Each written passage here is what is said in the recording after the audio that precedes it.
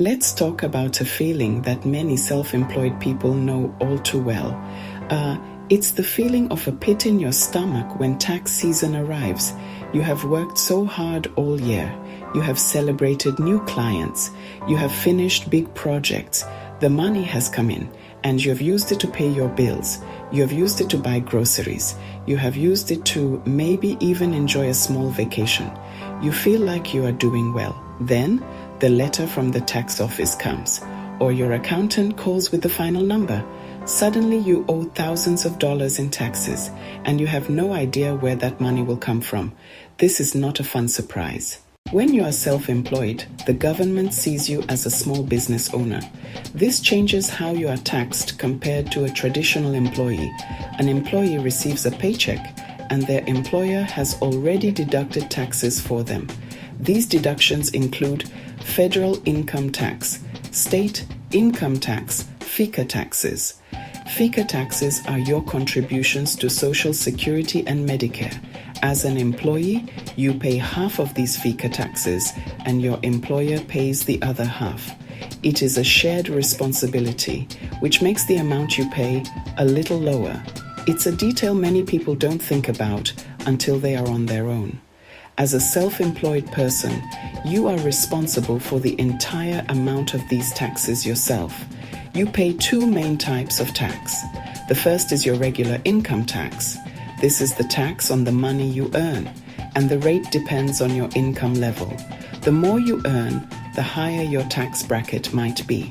The second tax is called the self-employment tax. This tax is essentially the full FICA tax. It covers your contributions to both Social Security and Medicare. Since you don't have an employer to split this cost with, you have to pay both the employee and the employer portions. This is a key reason why your tax bill can feel so high. This self-employment tax is calculated at a rate of 15.3% on your net earnings. That is a significant chunk of your income. It is made up of 12.4% for Social Security and 2.9% for Medicare. This is often the part that surprises new freelancers and business owners the most. They budget for income tax but forget about this extra 15.3%. You are not just an individual taxpayer anymore. You are also a business, and you have to cover the tax responsibilities that an employer normally would. Thinking this way is the first step to getting your finances in order. The good news is that you also get some benefits that employees do not. You can deduct your business expenses, a computer, software, office supplies, a portion of your internet bill. Now that you understand why your taxes are different, you probably want a simple way to handle them. You don't want to become a tax expert overnight. You just want a straightforward rule that you can trust, a rule that will keep you safe from a big scary bill at the end of the year. Here is that rule. It is a guideline used by many successful freelancers and small business owners to stay ahead. It is easy to remember and even easier to put into practice. This one habit can completely change your relationship with taxes, turning fear into confidence. It will give you peace of mind with every payment you receive. The simple rule of thumb is this: set aside 25 to 30% of your net income for taxes. Your net income is the money you have left after you subtract your business expenses from your total earnings. It is not the total amount a client pays you, it is the profit you make. By saving a percentage of this profit, you ensure you are only saving for taxes on the money you actually get to keep. This small detail makes a big difference. It prevents you from saving too much, or more importantly, too little. This range is designed to be a safe estimate for most people. Why this specific range of 25 to 30%? Let's break it down. The self-employment tax is a flat 15.3% of your net income. That is the first and biggest piece. Then you have your federal income tax. For many self-employed people, after deductions, their income falls into the 10 to 12% federal tax brackets. If you add 15.3% and 10%, you're already at 25.3%. The extra room up to 30% gives you a buffer. This buffer can cover your state income taxes, which vary by location, or it can help if you earn more and move into a slightly higher tax bracket. Rules and percentages can feel abstract.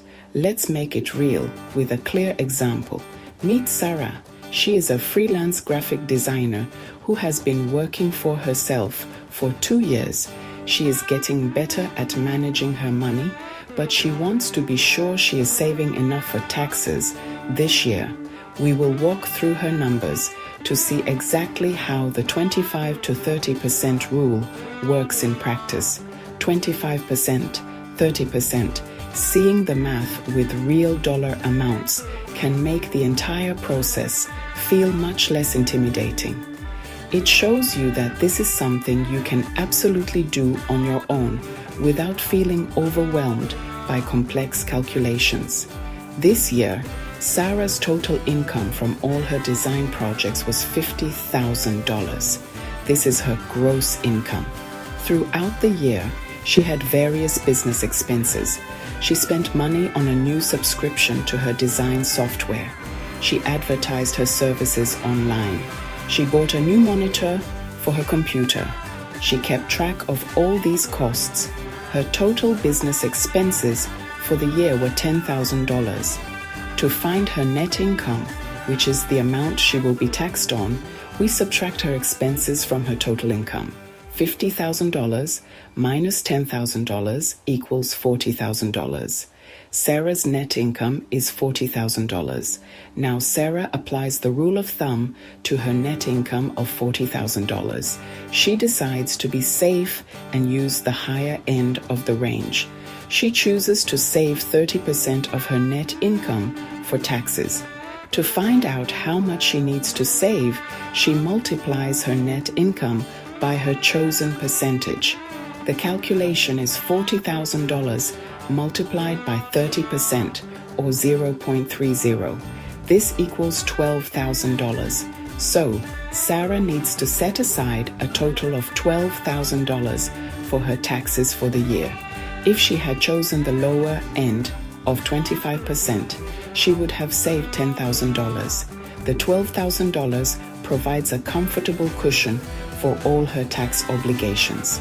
These payments are typically made 4 times a year on a quarterly basis. This means she needs to send a payment of $3,000 to the IRS every 3 months. Knowing the rule is one thing, but putting it into action is what creates real change. You can start building a better system for your taxes today. You do not need to wait until you feel more organized or until a new year begins. Taking small, simple steps right now will build momentum and give you an immediate sense of relief and control. Here is a 5-step action plan you can follow. Action steps: track. Action steps: pick percent. Action steps: save. Action steps: pay quarterly. Action steps: check first, track your income and expenses. This is the most important step.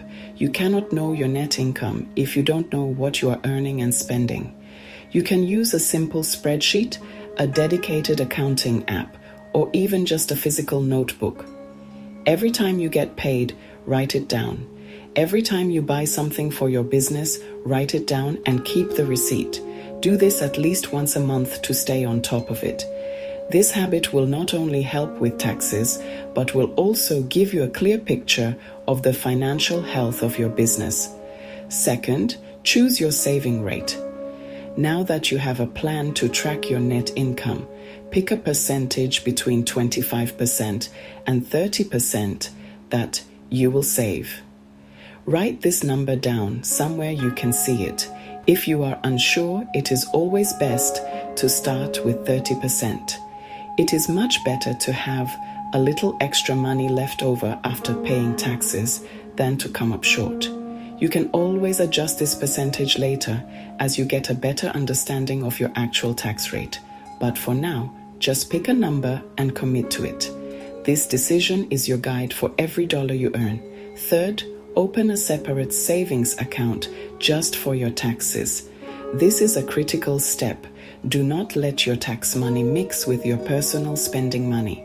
As soon as you get paid by a client, do the math. Calculate your chosen percentage of that income and immediately transfer that amount to your dedicated tax savings account. For example, if you get paid $1,000 and your rate is 30%, move $300 to your tax account right away. This way, you never feel like that money is yours to spend. It is already set aside for the government. Out of sight, out of mind. Fourth, pay your quarterly estimated taxes. Use the money you have been saving in your tax account to make these payments. The IRS has a form called 1040ES that helps you calculate and make these payments. You can usually pay online, which makes the process quick and easy. Mark the payment deadlines on your calendar so you don't forget. If you're new to self-employment or feel anxious about taxes, just start with 30%. Don't overthink between 25% or 28%. Pick 30% and go with it. It's the safest option. It builds a generous buffer that will almost certainly cover. After your first year filing this way, you'll see your actual tax liability more clearly. Then you can decide if lowering the savings rate makes sense. Automate your savings. As soon as you receive a client payment, move tax money to your savings. Do not wait. Do not tell yourself you'll do it later. Later often becomes never. If payments are predictable, set up automatic transfers from checking to your tax savings. The more you automate, the less you rely on willpower. It becomes a non-negotiable habit, like paying your rent, like paying your mortgage. It happens without you even thinking about it.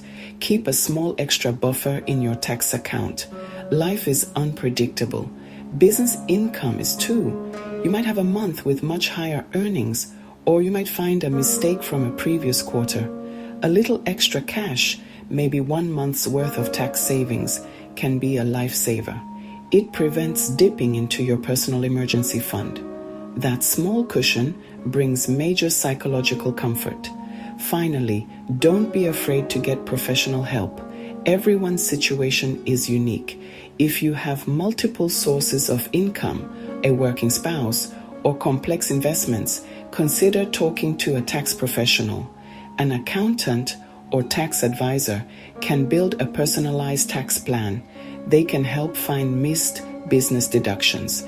Their advice often pays for itself through smarter tax planning. It's an investment in your financial future and peace of mind. You have now learned why your taxes are different, what simple rule to follow, and how to put that rule into action. The journey from feeling anxious about taxes to feeling confident and in control is not as long or as difficult as you might have thought. It does not require you to become a math genius or a tax law expert. It simply requires a little bit of knowledge and a commitment to a few new habits. By shining a light on how self-employment taxes work, you take away their power to surprise and scare you. You have seen the story of Alex, who was shocked by a big bill. You have also seen the plan of Sarah, who calmly paid her taxes throughout the year. You get to choose which story will be yours. By following the steps in this guide, you are choosing Sarah's path. You are choosing to be proactive, prepared, and professional. Every time you track an expense or transfer money to your tax account, you are casting a vote for a future free from financial anxiety. You are building a business that is profitable, sustainable, and resilient. Imagine it's next year on the same day, 2026, tax season is approaching. But this time, you feel different. You are not worried. You are not scrambling to find money. Instead, you feel calm. You know you have a savings account with enough money to cover your entire tax bill. You have paid your estimated taxes on time. You have clear records of your income and expenses. The conversation with your accountant is a simple review, not a moment of panic. This feeling of control and security is completely within your reach. It starts with the small actions you take today. The path forward is clear. Save 25% to 30% of your net income in a separate account and pay your taxes quarterly. This simple system is your key to financial peace. Start today. Open that separate savings account. Calculate the tax portion of your last payment and move the money over. Take one small step and your future self will be incredibly grateful that you did. You can do this.